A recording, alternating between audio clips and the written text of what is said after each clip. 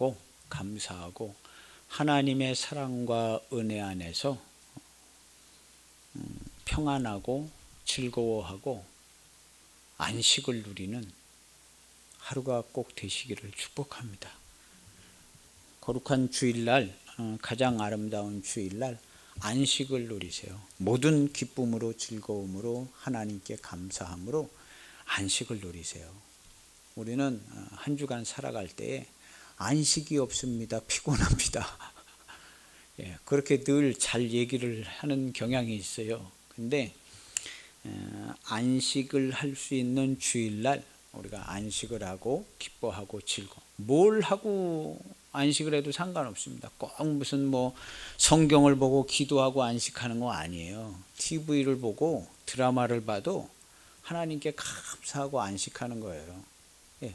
얼마나 좋아요. 다 성경, 무슨 드라마, 이런 세상의 모든 것은 다 하나님이 허락하신 겁니다. 그래서 드라마를 보고도 하나님께 감사할 수 있고, 무슨 어디에서 이제 음식을 먹거나 그래도 감사하지요.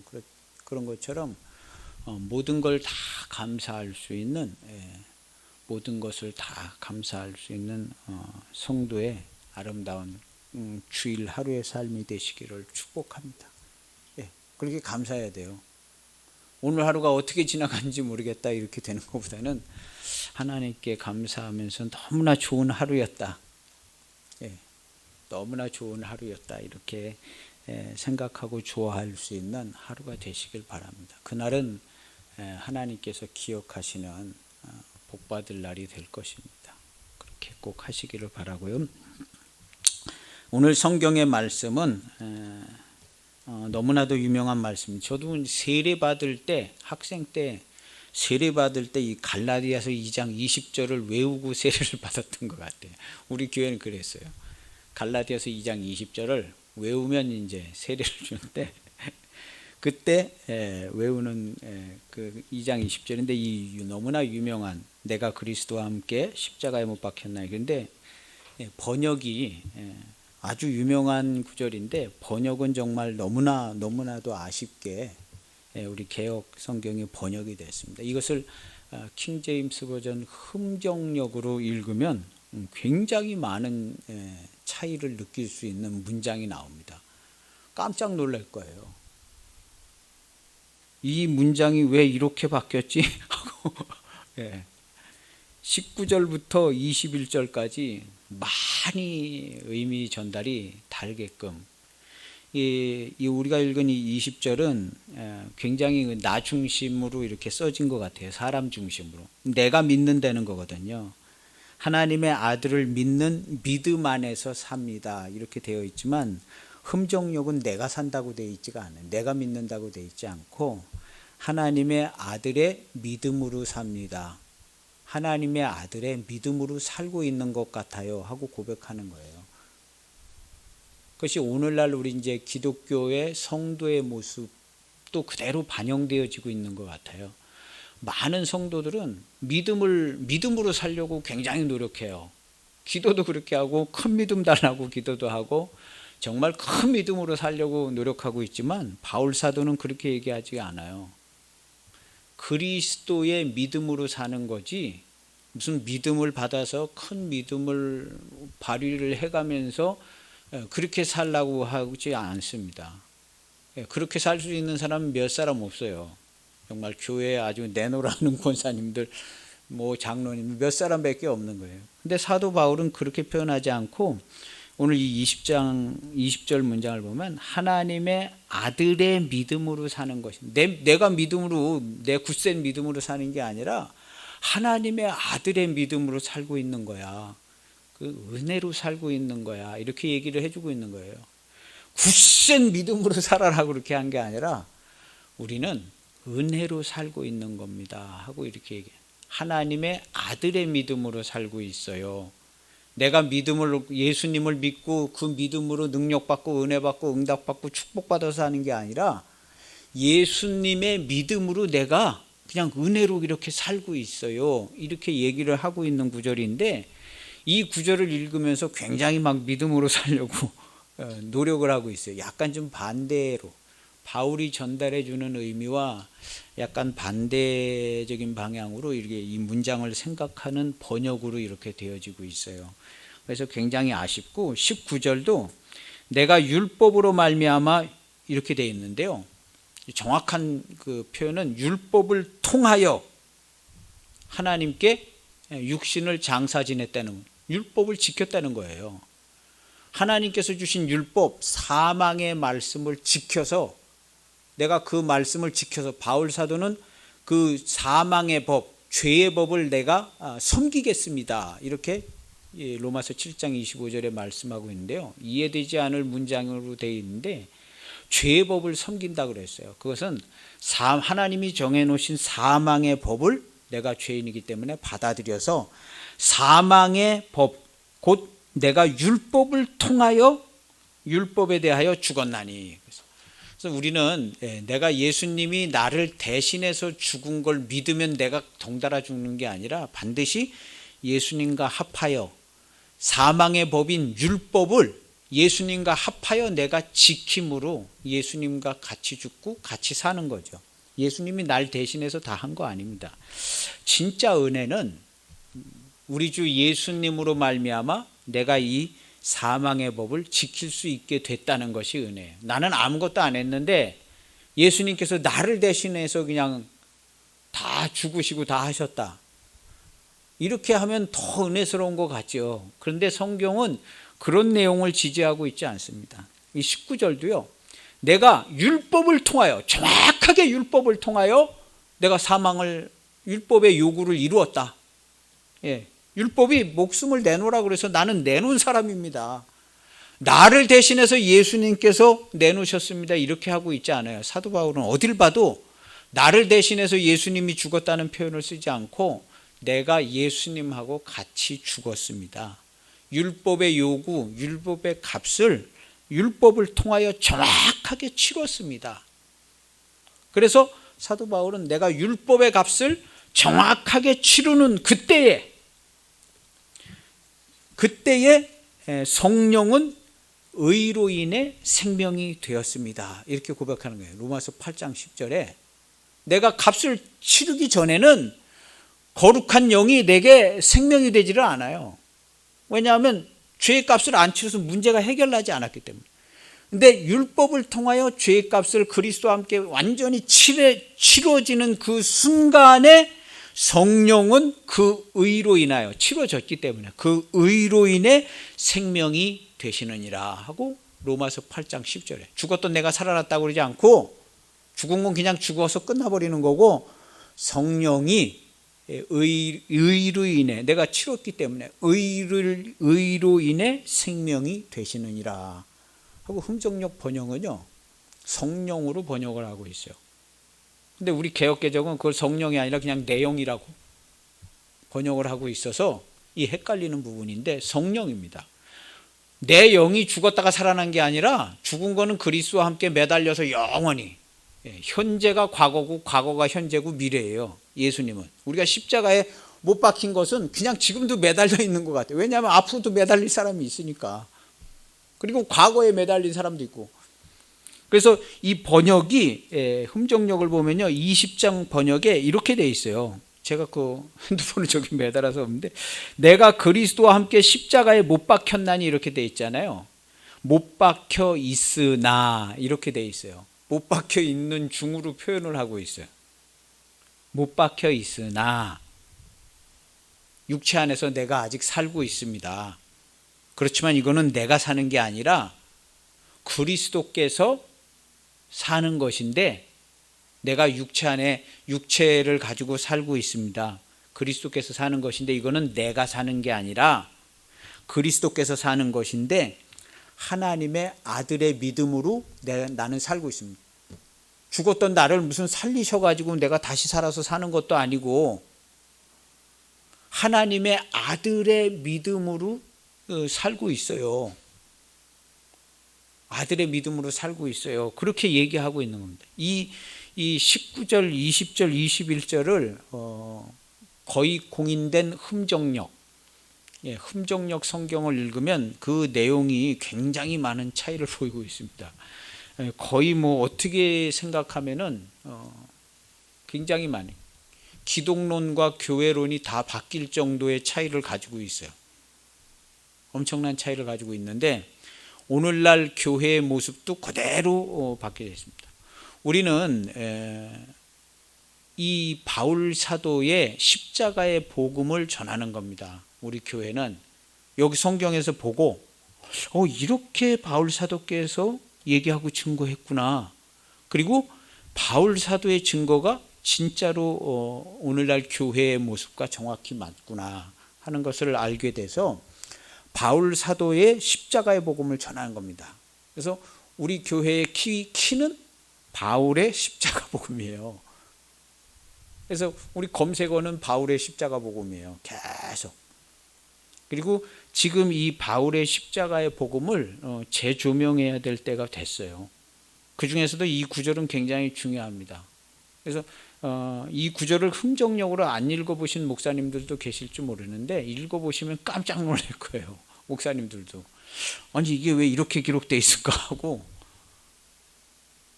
로마서 8장 10절도 그렇고요. 바울의 복음서들을 복음서 로마서라든가 바울의 서신서들을 흥정력으로 읽어보면 깜짝 놀랍니다. 이게 왜 이런 식으로 기록되어 있을까?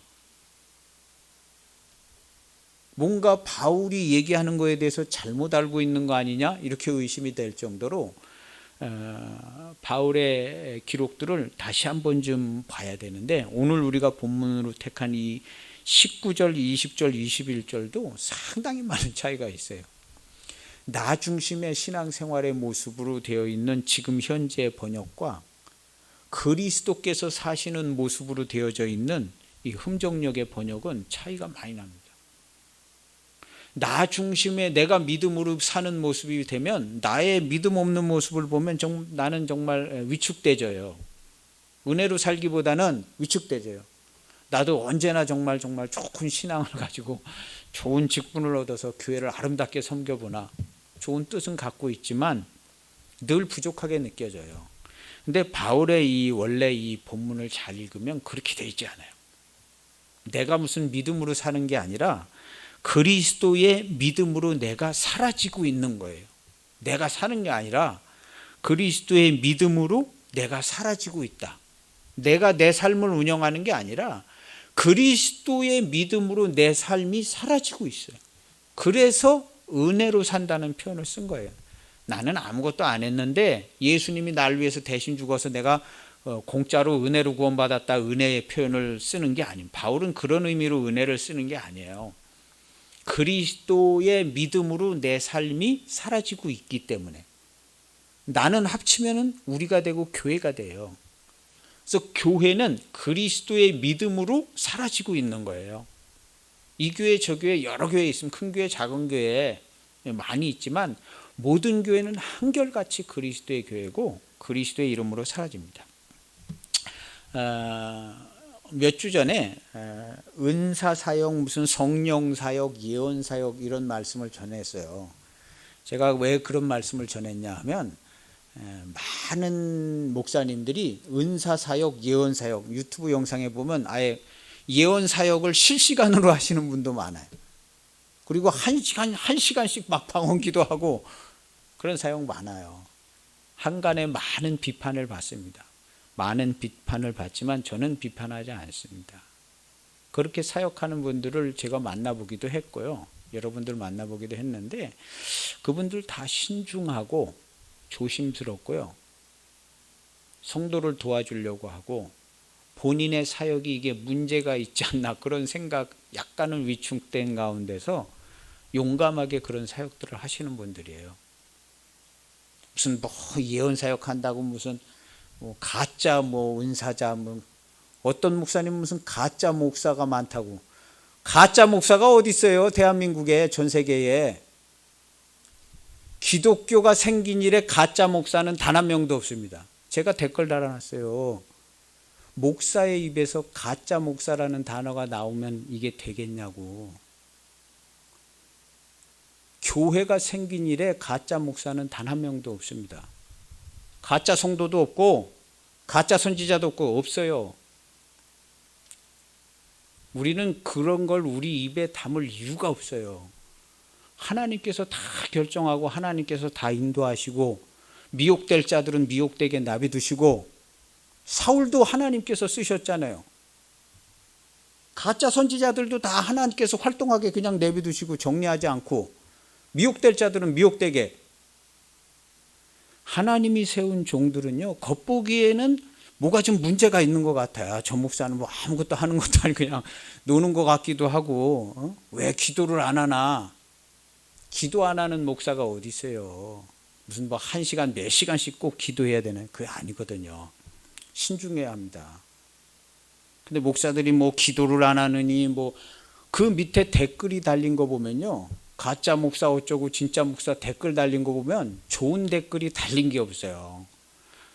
거기 그 설교한 그 목사 이재철 목사라고 나름 유명해요. 근데 제가 들어봤어요. 진짜 가짜 목사 그 단어를 썼나? 가짜 목사라는 단어를 쓰더라고요. 근데 그 밑에 댓글을 달았는데, 오늘날 진정한 목사님이십니다. 무슨 그 목사님만 진짜 목사님 같아요. 그리고 그냥 웬만한 교회 목사님들은 다 가짜 목사, 열심히 안 하는 목사, 그냥 시원찮은 목사, 다 그런 비슷해요. 댓글이요, 형편없어요. 창피해요. 그 댓글 보면. 아니, 그런 댓글이 달려서 무슨 유익이 있겠어요? 무슨 유익? 가짜 목사라는 단어는 목회자나 성도나 어느 누구의 입에서도 나오면 안 될 단어입니다. 가짜 목사, 무슨 가짜 성도라는 뭐 어쩌고 그런 문장도 쓰더라고요. 그 무슨 뭐 대단히 무슨 뭐 개혁 운동을 하는 것처럼 그렇게 무슨 영상을 어디서 막 올리고 막 그러는데요. 밑에 댓글 달린 거 보세요. 얼마나 처참한가. 10년 안에 교회가 다 문 닫을 것 같아요. 그 댓글 달린 거 보면. 오늘 제가 얘기하잖아요. 이재철 목사님 이름까지 실명까지 제가 얘기해요. 아무 상관없습니다. 좋은 게 아니에요. 우리 목사님들, 제가 수많은 개척교회 목사님들 막 어려운 가운데 개척을 해요. 개척을 하면 다 열심히 하냐? 그 아니죠. 저도 개척을 해봐서 아는데 힘도 빠지고 막 무기력하기도 하고, 기도는 많이 하고 싶은데 기도 많이 안 나오죠. 막 교회가 막 부흥되고 그래 보세요. 막 5시간씩 기도하죠. 근데 교회 사람들도 안 오고 성도들도 늘지 않고, 그러니까 기도할 기운도 조금 덜 나고 기운도 덜 나고 뭔가 열심히 해야 되는데 힘도 안 나고. 근데 다 귀하신 목사님들이에요. 그거 안 하고 다른 거 하고 살 수도 있는데 영혼을 섬기고 그러잖아요. 은사 사역 하시는 분, 예언 사역 제가 만나봤어요. 신중하세요. 다들 신중하셔요. 어저께 영상 보면 막 엄청난 영상이 있어요. 그런 목사님도 만나봤는데 정말 신중하고 지혜롭더라고요. 지혜로워요. 그리고 하나님께 대한 두려움이 다 있어요. 이거 내가 혹시 잘못하는 거 아니냐, 이런 생각을 해가면서 용감하게 용기를 내서 본인이 하는 사역에 대해서, 근데 그런 것들을 막 안 좋은 것처럼 얘기하는 경우들이 많아요.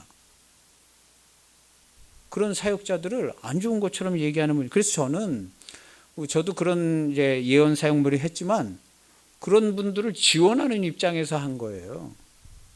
무슨 막 뭐 이제 대단히 구체적으로 얘기는 하지 않았지만 그런 분들 소중하다.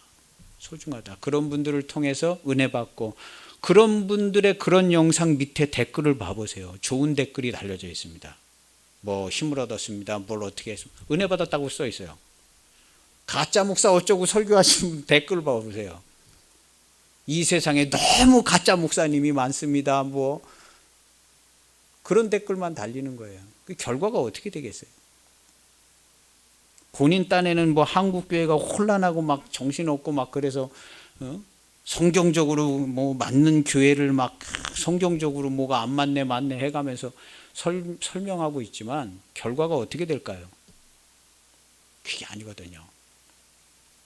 어쨌든 간에 모든 사역들은 다 하나님께서, 주님이 주관하세요. 자기 얼굴에 침 뱉는 건 하면 안 돼요. 자기 얼굴에 침 뱉는 건 하면 안 되고 격려해 줘야죠. 그렇게 힘들게 애써 사역하시는 그 목사님들 격려해 줘야 됩니다. 격려해 줘야 되고, 뭐가 좀 본인하고 생각이 다를 수는 있죠. 생각이 다를 수는 있지만 격려해 줘야 돼요. 다 하나님의 종이고, 문제가 있으면 하나님께서 치료하시거든요. 하나님께서 치료하세요. 그래서 좋지 않더라고요. 제가 이번 주간에 그 가짜 목사라는 단어를 받고 약간 이건 문제성이 있다. 가짜 목사를 왜 우리가 얘기하냐. 믿지 않는 사람들이 얘기하면 뭐 이해가 되겠어요. 또 우리 교회 안에서 무슨 가짜 목사니, 가짜 성도, 무슨 짝퉁 목사, 본인들은 무슨 대단한 교회를 정화시키는 운동을 하는 것처럼 하고 있지만 결과가 어떻게 나오겠어요? 좋지 않거든요. 그리고 성도들은 여려서 그런 단어, 그런 말을 들으면 금방 막 휩쓸립니다. 금방 막 휩쓸리고 비판적인 생각을 갖게 되고 그렇게 되죠. 좋지가 않아요. 믿음으로 격려하고 독려하고 이렇게 해야죠. 이렇게 하고 그 사역을 위해서 정말, 그거 무슨 은사 사역한다고 무슨 큰 돈을 벌겠어요? 뭘 하겠어요? 무슨 막 권세자로 은사 사역자로 누가 크게 알아주고 그러겠어요? 안 그러거든요. 많이 안 모입니다. 모여도 많이 안 모이고. 그런데 그런 사역자들을 주님께서 사랑하시고 돌보십니다. 불신자도 사랑하고 돌보시는데, 그래서 참 그런 모습을 보고 제가 한 주간 많이 느꼈어요. 그런 영상, 그런 설교하시는 분들 많더라고요. 큰 교회 목사님들. 제가 한번 지켜보려고 그래요. 얼마나 깨끗하게 온전하게 아주 순전하게 목회를 하시나. 저도 저 자신에 대해서 늘 조심하는데 얼마나 대단하고 거룩하고 깨끗하길래 그게 안 좋습니다. 안 좋아요. 그리고 이제 우리 교회는 십자가의 도. 바울 사도는요, 이 로마서, 우리가 이게 이제 늘 친숙한 문장이지만 그 시대의 이 로마서의 이런 문장들, 바울 사도의 문장들은요, 말장난하는 것 같은 문장들이에요. 전부 말장난하는 문장들이에요. 그 당시 사람들이 볼 때는 아마 그렇게 들려질 거예요. 무슨 뭐 이상한 얘기를 하거든요. 이상한 무슨 교리 이상한 얘기를 해요. 그러니까 그 당시에 아마 초대교회 무슨 뭐 고린도 교회 목회자라든가 뭐 이제 바울하고 이런 의견이 다른 목회자들은 뭐하러 이런 얘기가 뭐 필요하냐는 거죠. 우리는 다 믿고 교회가 됐고 구원을 받고 다 받았는데 이런 얘기가 왜 필요하냐. 근데 바울 사도도 그렇고 요한도 그렇고 사도들은 경고를 하고 있어요. 그래서 복음서들과 이 모든 신약 성경은 경고가 목적이에요. 거의 경고를 하기 위한 스토리로 돼 있어요. 복음서들도. 그래서 복음서에 보면 잘된 내용이 없어요. 다 잘되고 성공한 내용이 없어요. 거의 뭐 실패하고 안 된 내용들이 나와요. 예수님을 잘 믿은 얘기가 아니라 잘 못 믿고 끝까지 못 믿고 아주 부활하신 예수님을 봐도 못 믿고 그런 얘기가 써 있어요. 그건 뭔가를 경고를 해주고 있는데 그 대상이 어디냐 하면 그 당시에 이미 있었던 큰 교회들, 그 당시에 초대교회라고 불러도 크게 뭐 이상함이 없을 만한 그런 교회 공동체에게 경고를 주는 거예요. 그리고 사도 바울의 편지도 여지없이 그렇고요. 근데 오늘날 우리가 이 사도 바울의 십자가 복음을 다시 한번 또 전하는 그 계기도 그런 부분들이 조금 없지 않아 있어요. 조금 없지 않아 있습니다. 그래서 바울의 이 십자가의 복음, 갈라디아서 20절 이걸 보면요, 굉장히 의미가 많이 다르고 로마서 같은 경우도요, 문장이 우리가 알고 있는 그런 내용이 아니에요. 조금만 자세히 들여다보면 우리가 알고 있는 교리가 아니고 내용이 아니고 바울 사도는 십자가의 도를 정확하게 설명을 하고 있어요. 십자가의 도를 어떻게 실행이 되고 사람이 어떻게 거듭나는가, 예수님의 십자가의 도로 어떻게 거듭나는가를 설명을 해주고 있어요. 아예. 그래서 그 십자가의 도 율법을 통하여 그리스도와 함께 죽으면 그럼 어떻게 하면 그리스도와 함께 죽을 수 있는지도 설명을 해줘요. 왜냐하면 그거를 궁금해할 거 아니에요. 얘기를 우리가 그리스도와 함께 죽고 그리스도와 함께 살면 뭐 이제 새 생명으로 나온다. 그럼 우리가 어떻게 하면 그리스도와 함께 죽어요? 물어볼 거 아니에요. 예수님 벌써 2000년 전에 죽어서 예수님이 다시 오셔서 같이 죽을 수 있는 시간이 있는 것도 아니고 그런 거에 대한 설명까지 해주고 있어요. 그러니까 이 그리스도의 십자가의 도로 그리스도와 함께 죽고 그 다음에 죄의 값을 치르게 되고 그 의로 인하여 성령이 생명이 되는 것까지를 설명을 해놓고 있어요. 그리고 새로운 피조물이 돼서 교회라는 완전한 공동체가 세워져서 우리는 여기에서 이렇게 살고 있는 겁니다 라고 설명을 해주고 있는 거예요. 이러한 내용은 아마도 그 당시에는 뭔가 좀 이상적이고 뜬구름 잡는 것 같고 말장난하는 것 같고 뭐 그런 내용이에요. 그냥 간단하게 그리스도 믿으면 예수님 믿으면 예수님이 다 하셔도 됐어 이렇게 얘기하면 되는데 바울은 그게 아닌 것처럼 표현을 하고 있거든요. 십자가의 복음을 얘기하고 있어요. 십자가의 복음. 그래서 십자가의 복음, 십자가의 도를 통해서 거듭나고 거룩한 그리스도의 몸으로 새로 그리스도와 하나 되는 것에 대해서 얘기하고 있습니다. 그래서 이러한 내용을 우리가 잘 알고 있는 것 같아도 바울 사도가 전해준 이야기들의 스토리인데 그냥 뭉뚱그려서 이렇게 알고 있어요. 교회는 이런 곳이다. 근데 바울 사도는 조금 더 명확하게 사람이 어떻게 거듭나는지를 설명을 해주고 그 거듭나는 방법을 다른 사람한테 설명을 해주고 그 사람이 자기가 거듭난 거에 대해서 알 수 있고 확인 가능하게 그리고 너 확인해봐 이런 내용의 문장도 많이 있어요. 거듭났는지 안 그리스도께서 내 안에 있는지 아닌지 확인을 해봐. 그거 알아봐야 돼. 그 거듭나는 과정을 설명을 해주고 이렇게 하면 거듭나게 돼. 그 다음에 거듭났나 거듭나지 않았나 확인해봐. 거듭나고 부르심을 받았다고 생각하면 삶이 이렇게 되어지고 이런 삶이고 생각과 생활은 이렇게 돼야 돼 하고 정확하게 설명을 해주고 있습니다. 근데 우리는 이 모든 과정을 건너뛰어서 예수님께서 다 하셨기 때문에 바울 사도가 얘기하는 게 우리에게 다 이루어져서 그렇게 살면 됩니다. 이 많은 과정이 건너뛰어져 있어요. 근데 사도 바울이 이야기하는 이것은 바울이 예수님과 예수님의 사도들을 통해서 이런 거듭나는 과정, 새로운 피조물이 되는 과정을 설명을 해주고 있어요. 설명. 그것이 이제 오늘 본문에 있는 내용도 그렇고 특별히 이제 이 흠정역 성경을 보면 개역 개정은 조금 우리 그 교리가 좀 반영되어 있는 개정 같아요. 흠정역 성경을 보면 그냥 그대로 직역하는 것들을 주된 원리로 했는데 그 내용들을 보면 바울의 어떤 십자가의 복음이 더 뚜렷하게 나와 있습니다. 믿으면 되는 뭐 그런 정도로 끝나는 게 아니라 아주 십자가의 복음으로 어떻게 거듭나는지가 문장 자체가 그런 식으로 설명이 되어져 있어요. 오늘 이 구절들도 굉장히 문장 자체가 생소합니다. 이 흠정역 성경으로 보면요. 흠정역은 킹제임스 버전을 한글로 직역해서 옮겨준 거예요. 조금 편하게. 그래서 이 십자가의 도를 우리가 이 바울 사도의 이 과정을 십자가의 도, 제가 하나님께서 저를 인도해 주신 거나 4개의 교회를 보여주신 거나 이게 다 한 가지로 이렇게 목표가 정해져 있더라고요. 보니까 바울의 십자가의 도, 바울의 십자가의 도에 이렇게 쫙 맞춰져 있더라고요. 그리고 저의 현재의 삶도 바울의 삶하고 비슷해요. 예, 교회 인테리어하고 다니면서 바울처럼 만나고 다니고 있고요. 바울이 이렇게 했던 사역하고 우리 지나온 우리 교회의 발자취도 비슷하더라고요. 그래서 내가 이런 길을 가야 되겠구나. 우리 교회는 이런 길을 가야 되겠구나. 그리고 이제 우리 교회에서 하는 유튜브 사역도 바울의 이 편지 보내는 사역하고 비슷해요. 유튜브 사역도.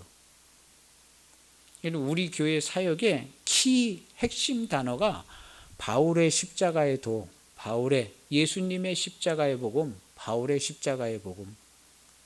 이 십자가의 도, 이 십자가의 도로 사람이 예수님의 받아가시고 오신 영생의 말씀으로 어떻게 거듭나게 되는지를 저도 똑같이 바울처럼 설명을 해서 거듭났나 거듭나지 않았나 본인이 확인해 보라고 얘기해 주는 거예요. 늘 우리가 그랬잖아요. 그렇게 얘기를 해줘서 본인이 알고 그 다음부터는 새로운 피조물로, 완전히 새로운 피조물로 그리스도의 몸으로, 그리스도의 믿음으로 살아가라는 거죠. 우리가 우리 믿음을 크게 해서 큰 믿음 받아서 우리 사는 게 아니라 그리스도의, 그래서 성도는 100% 공적 생활을 사는 거죠. 자기 사사로운 삶이 다 없어졌잖아요. 십자가에 지금도 못 박혀 있다 그런 거예요. 바울 사도는 못 박혀서 지금 그냥 있는데 어떻게 몸을 가지고 지금 살고 있지만 이건 내가 사는 게 아닙니다 하고 얘기하는 게 이제 20절이거든요. 오늘 우리 성도들의 입장도 똑같아야 돼요.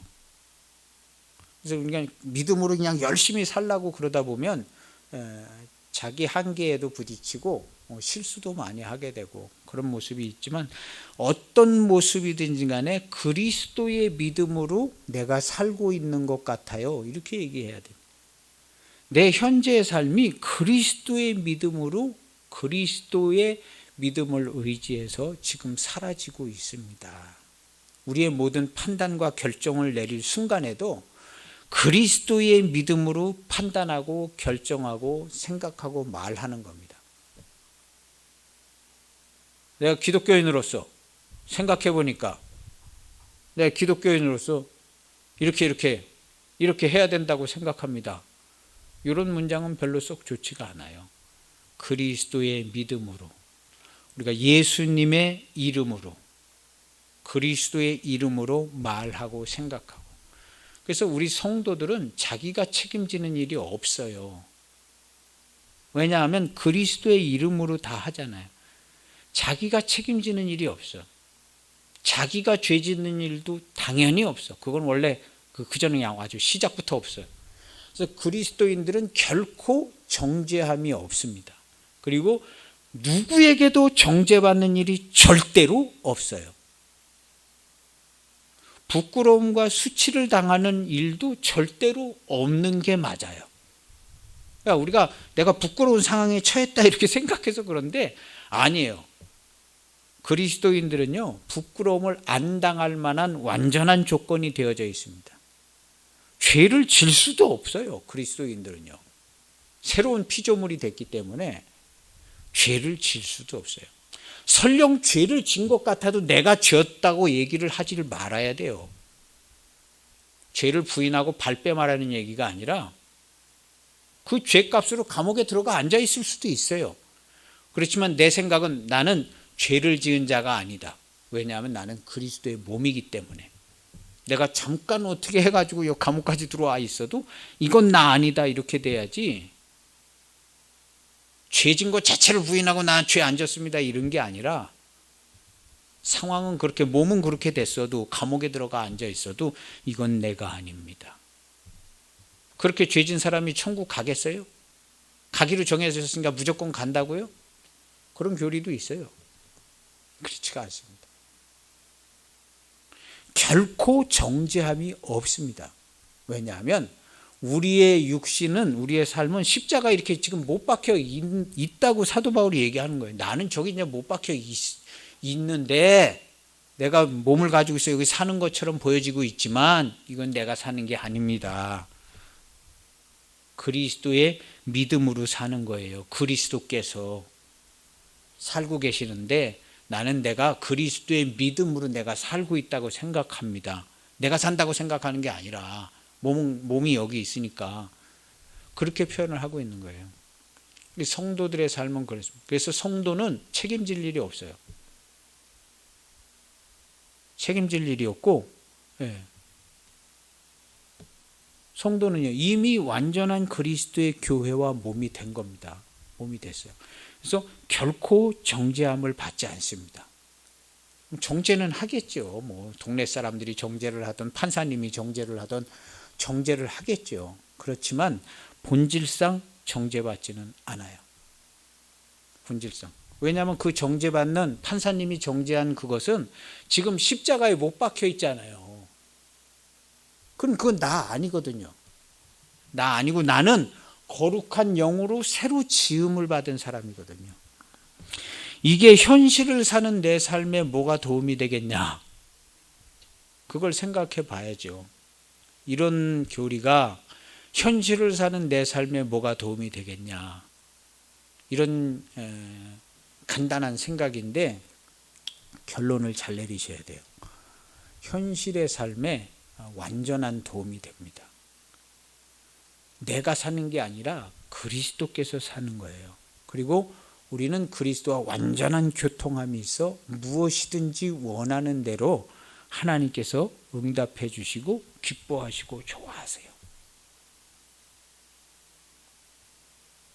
내가 죄를 졌는지 안 졌는지, 내가 죄 져가지고 이러고 있네, 여기에 무슨 응답이 오겠어요. 기대하지도 않고 바라지도 않는 거예요. 나 같은 놈 하나님이 무슨 좀 정신 차린 다음에 좀 어떻게 해주시겠지, 이렇게 될 수 있는 거예요. 근데 그것은 좋은 길이 아닙니다. 좋은 코스가 아니고, 그리스도께서 이 땅에 오실 때 그런 현상이 일어나라고 십자가에 못 박히시는 그 골고다의 길을 가신 게 아니에요. 이런 현상이 일어나라고 그런 게 아니라 완전한 교회, 완전한 성도의 모습을 바라보면서 예수님께서 아버지의 말씀에 순종하셨어요. 내가 순종해서 이렇게 됐는데 나중에 이제 우리 그리스도인들이 이런 형편없는 모습을 취하고 있을지도 모른다, 할 수 없다. 예수님이 이런 생각을 가지고 아버지의 말씀을 지킨 게 아니에요. 아버지의 말씀을 지켜 행할 때는 완전한 사역을 하신 겁니다. 예수님의 완전한 사역을 내가 부인하는 말을 할 필요도 없고, 후태여 내 삶을 얘기해 가지고 예수님의 완전한 사역을 부인할 이유가 없어요. 내 삶이 있는 것도 아닌데, 사실은 그리스도인이라면 십자가에 못 박아서. 근데 이게 십자가에 어떻게 못 박혔는가를 사도 바울은 설명을 친절하게 잘해줘요. 나는 뭐 예수님하고 같이 십자가에 못 박힌 뭐 그런 거 잘 모르겠는데요. 아닙니다. 어떻게 십자가에 못 박히냐 하면요, 이렇게 십자가에 못 박히는 겁니다. 그리스도와 함께 합하여 죽고 합하여 사는 건 어떻게 하냐 하면요, 이렇게 되는 겁니다 하고 로마서 6장의 세례에 대해서 얘기할 때 그걸 아주 잘 설명해 줘요. 우리가 어떻게 십자가에 못 박히고 어떻게 다시 사는 거에 대해서 로마서 6장의 세례에 대해서 얘기할 때 그걸 얘기를 해줘요. 아주 명확하게 얘기를 해주고, 그리스도께서 너희 안에 계시고 너희가 새로운 피조물이 됐나 안 됐나 확인해봐. 이거 확인해봐야 되는 거야 하고 그런 말도 합니다. 사도 바울은요. 그래서 로마서 6장에 보면 3절에 보면 그리스도 예수와 합하여 세례를 받은으로 표현하고 있죠. 받은 사람이 있다는 거예요. 이렇게 그리스도 예수와 합하여 세례를 받아. 그리스도께서는 나를 대신해서 십자가의 세례를 받은 게 아니라 합하여 세례를 받은 것은, 우리는 그의 죽으심과 합하여 세례받은 줄을 알지 못하느냐? 합하여 세례를 완전히 받고 완전히 살아난 거야 하고 얘기해 주는 거예요. 우리는 완전히 새로운 사람 됐어 하고 얘기를 명확하게 해주는 거예요. 왜 알지 못하느냐? 왜 이상한 말하고 이상한 표현을 쓰느냐? 그런 표현은 우리들이 쓰는 표현이 아니라 이런 얘기를 하는 거죠.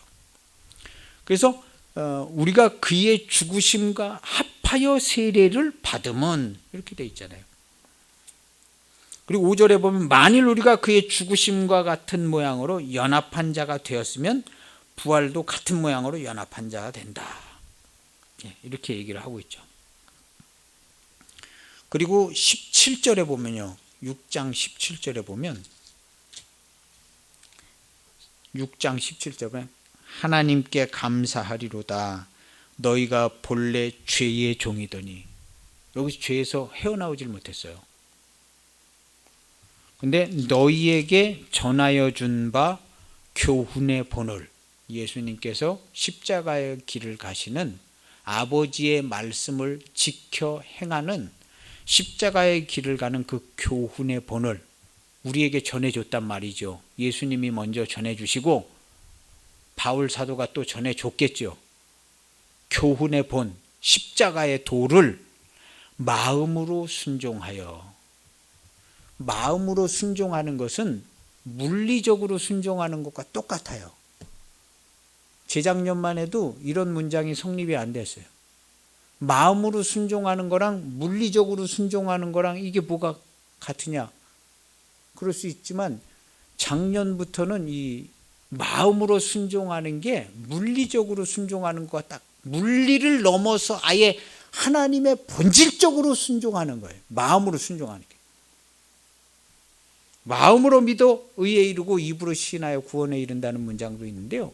그 문장도 매우 물리보다도 더, 물질을 만지는 것보다도 더 실제적인 거예요. 그래서 교훈의 본을 마음으로 순종하여. 이것은 물질적인 어떤 현상이 일어난 것보다도 더 뚜렷하게 물질적이다. 그래서 교훈의 본을 마음으로 순종하여 죄로부터 해방되어 의에게 종이 됐다. 그래서 마음으로 순종하는 그때 우리가 순종을 뭘 순종했냐면 자기 목숨을 버리는 걸 순종을 했어요. 자기 목숨을 버리고 그리스도와 합하여 세례를 받고 새로 지음을 받았어. 옛사람 불순종하던 건 완전히 없어지고 새로 지음을 받은 새 사람은 순종의 아들 예수 그리스도의 몸이 됐기 때문에 죄로부터 해당해 의에게 종이 되었다. 예수님의 몸이 된 겁니다.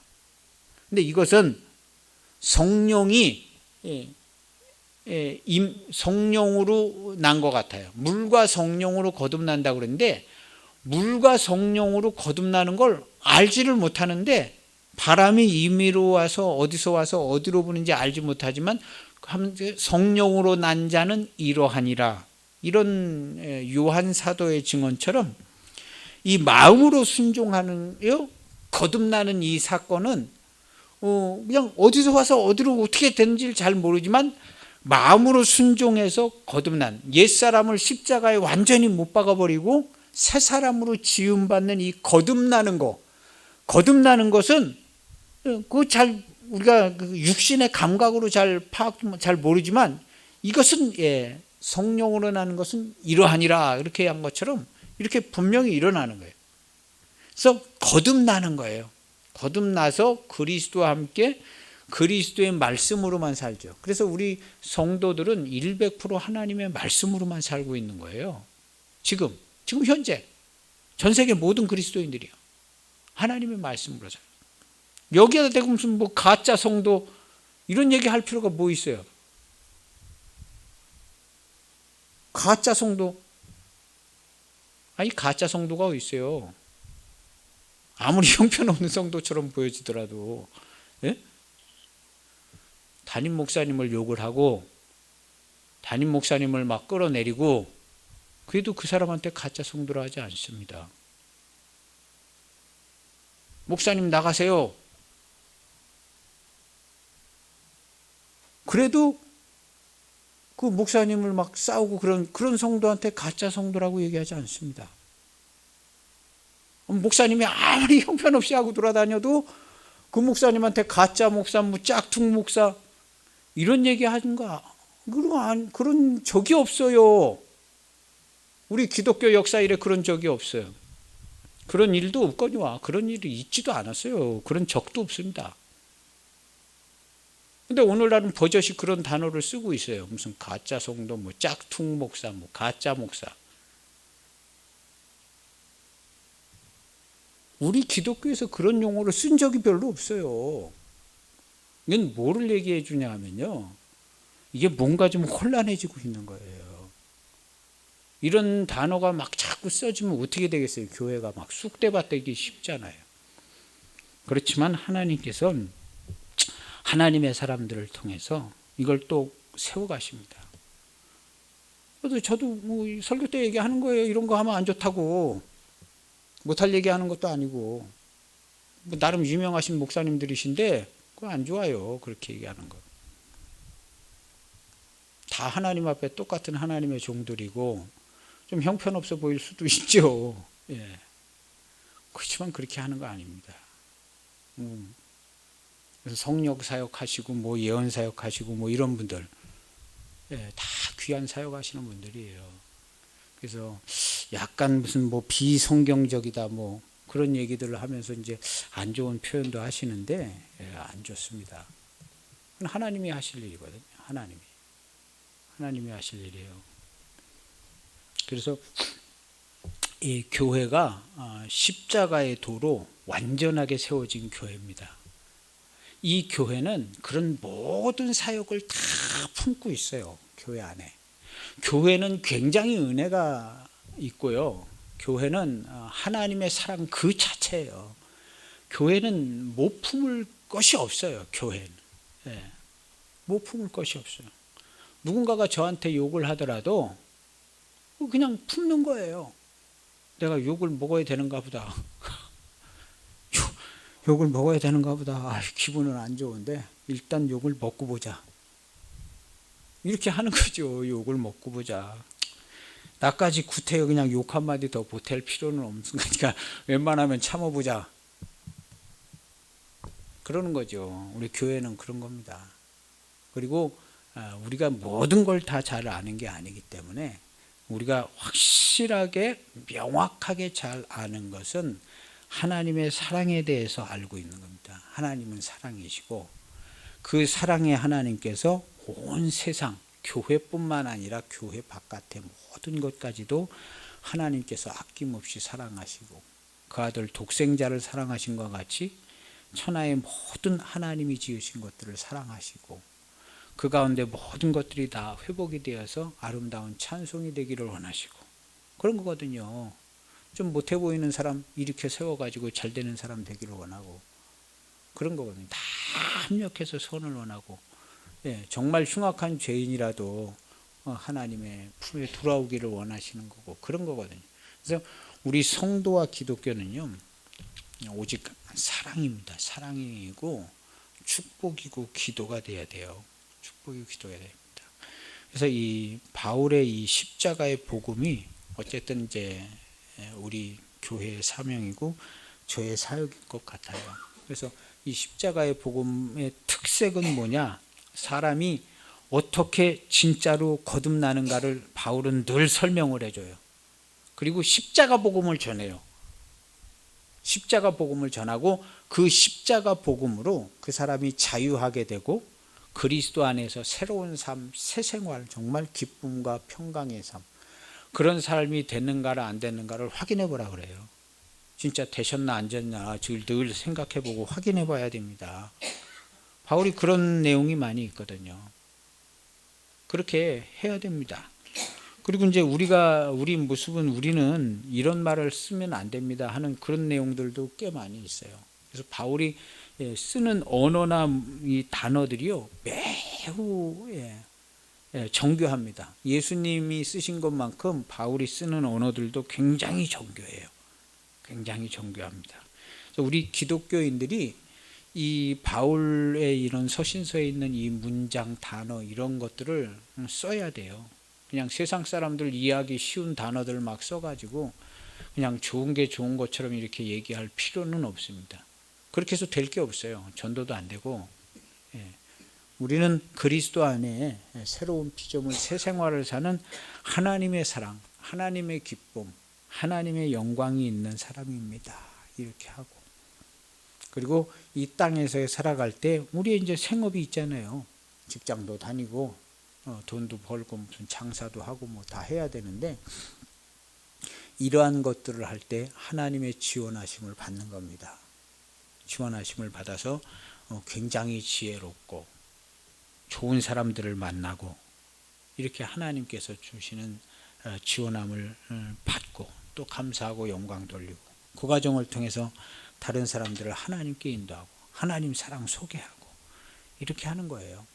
이렇게 하는 겁니다. 그래서 오늘 이 바울 사도의 이 내용은 19절에 보면요. 갈라디아서 2장 19절.